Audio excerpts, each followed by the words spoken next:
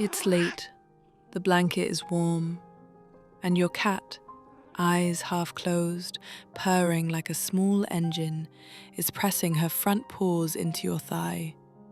Left, right, left, right. You've probably called it something. Making biscuits, making bread, happy paws. The technical name is kneading, a rhythmic, alternating press of the front paws into something soft. Claws partly extended, eyes drifting shut. It happens in millions of living rooms, every night, on every continent, where humans and house cats share a couch. And here's the strange part. Despite how common it is, despite the centuries we've lived with cats, science doesn't actually know with certainty why adult cats do this. There are guesses, good ones, but the honest answer is more interesting than any single explanation. Now, you've heard the easy answers. She's happy. She's marking territory. She loves you. And those answers aren't wrong, exactly. They're just not tested. They're expert opinion, dressed up in confidence. Because here's what's true. The real story of kneading sits on top of at least 6 overlapping ideas. Leftover nursing behavior, social bonding, scent marking, nest preparation, muscle stretching, self-soothing. Some of these have strong evidence. Some are barely tested. Some are basically folklore in a lab coat. So here's what we're going to do. We're going to look at what kneading actually is, where it comes from, what science can and can't say about why it persists. And by the end, when your cat starts kneading you again, you'll see something more honest than a simple answer. You'll see a whole behavior with history in it. Let's start at the beginning.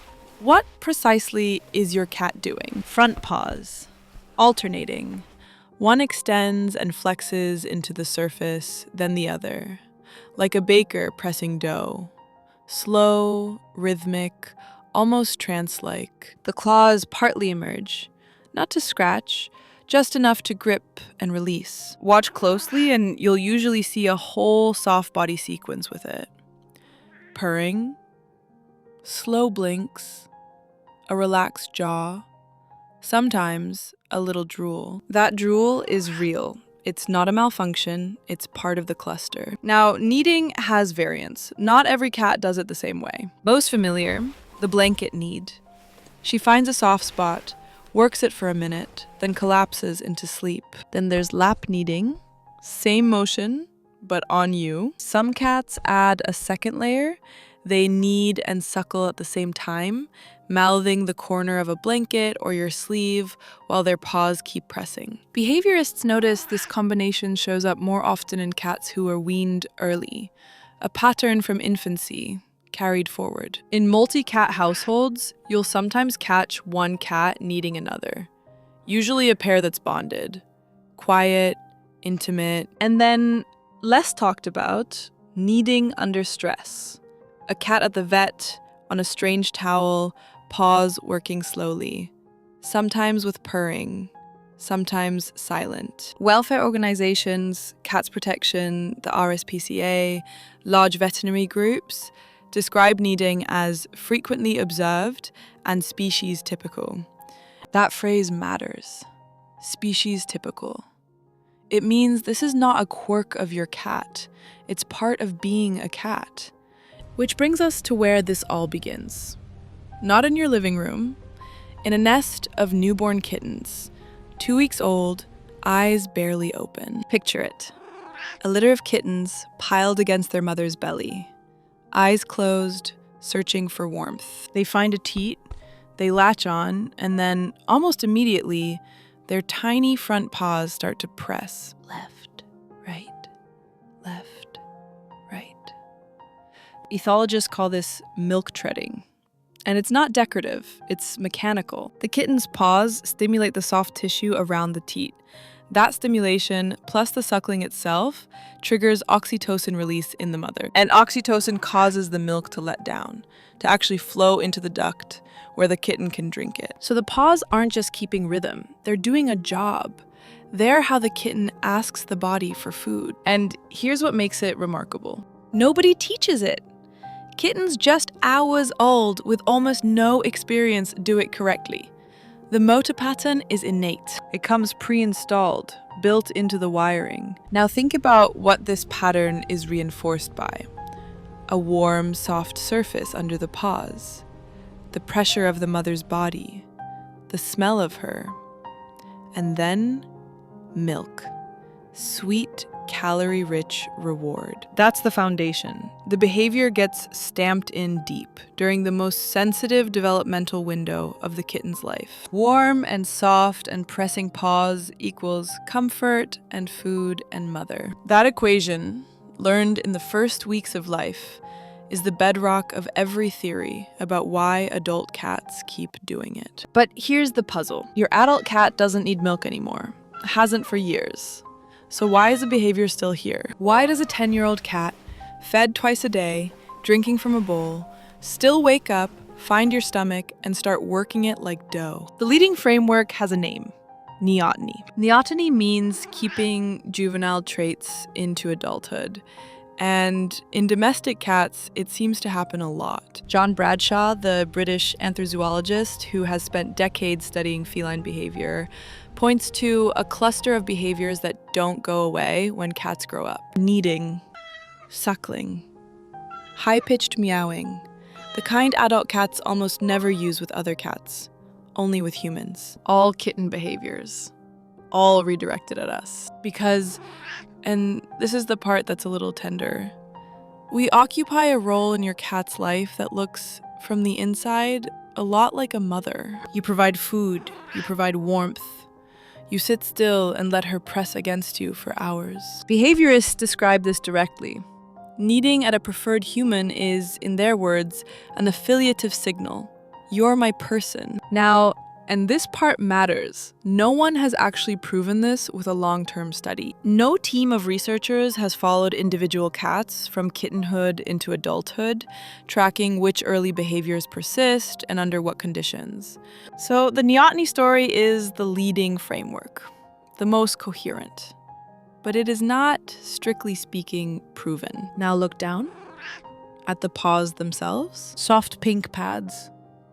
Small black pads. They look like grip surfaces, like tiny shock absorbers. They are, but they are also something else. Cats have sebaceous scent glands embedded in those paw pads.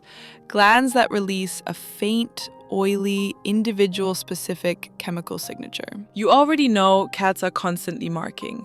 They scratch the couch.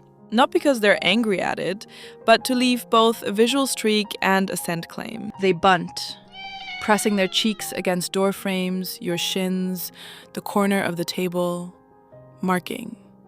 Always marking. So behaviorists have asked an obvious follow-up. What if kneading is part of the same family? A softer cousin of scratching. A way to lay down scent on a person, a blanket, a sleeping spot, and say quietly, "This is mine. This is part of me." It's a beautiful idea. It's also, and we have to be honest here, untested. No one has actually measured pheromone deposition during a kneading episode. No one has compared kneaded surfaces to unkneaded ones to see if other cats react differently.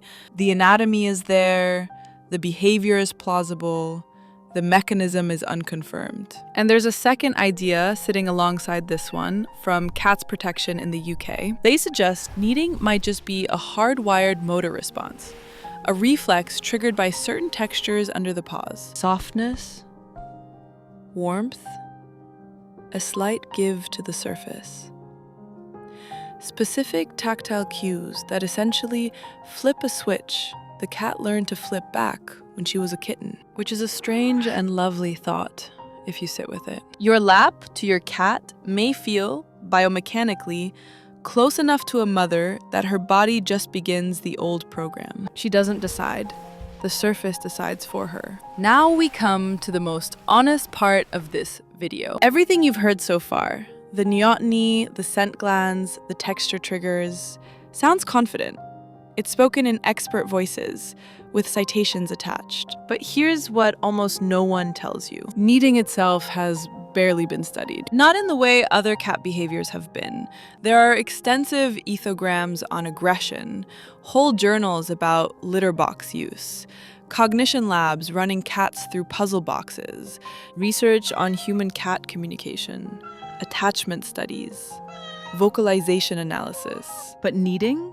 It's usually mentioned in a single sentence, as an example, as a footnote, almost never as the subject. Which means almost every confident claim you've ever read about why cats knead, including in this video, is an extrapolation. Extrapolated from what we know about nursing kittens, from what we know about scent glands, from clinical impressions of vets who've watched a lot of cats, but not from controlled kneading-specific studies, because those don't really exist. Consider what we don't have. No peer-reviewed study has measured a cat's cortisol, the stress hormone, before and after a kneading session. No study has measured oxytocin levels in the kneading adult cat.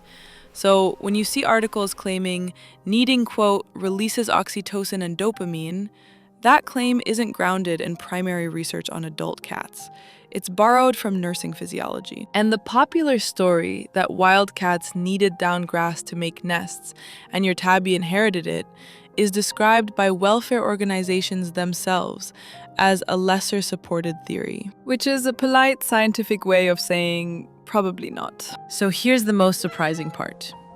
The most common cat behavior on Earth, and almost no one has actually studied it. The most common, the most photographed, the most adored cat behavior on Earth, and we have almost no direct science on it. So how do we put this together? If no single theory is fully proven, what do we actually have? We have this. Kneading is probably not one thing.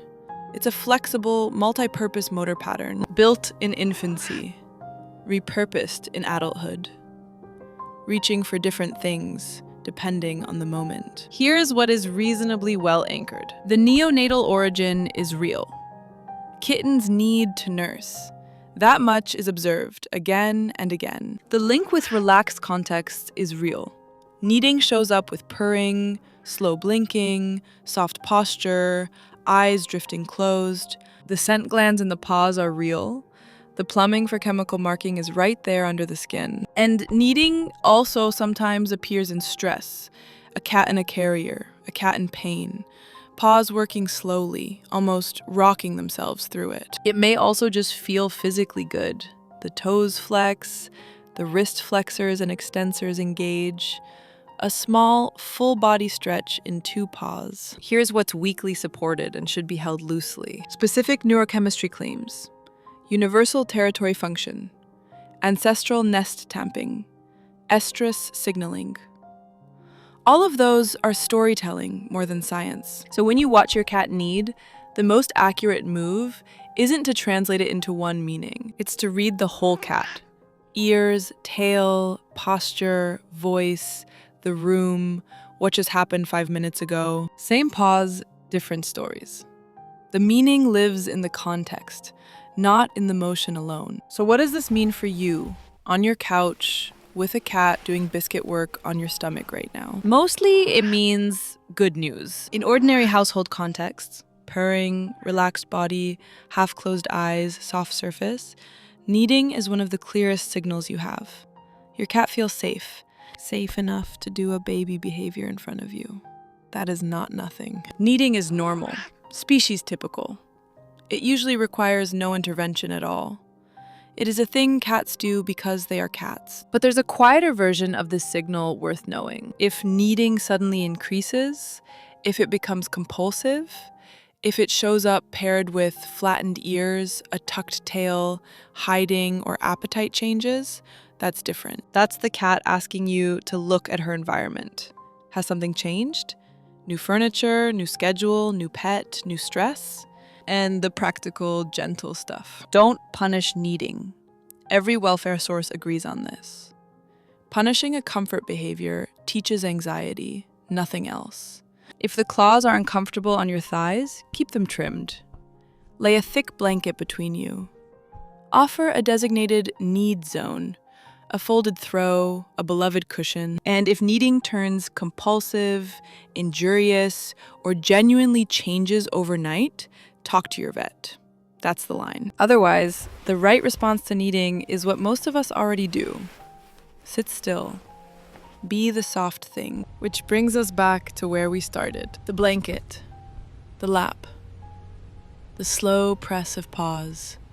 Left, right, left, right. The most honest scientific answer to why is my cat kneading me is something like this.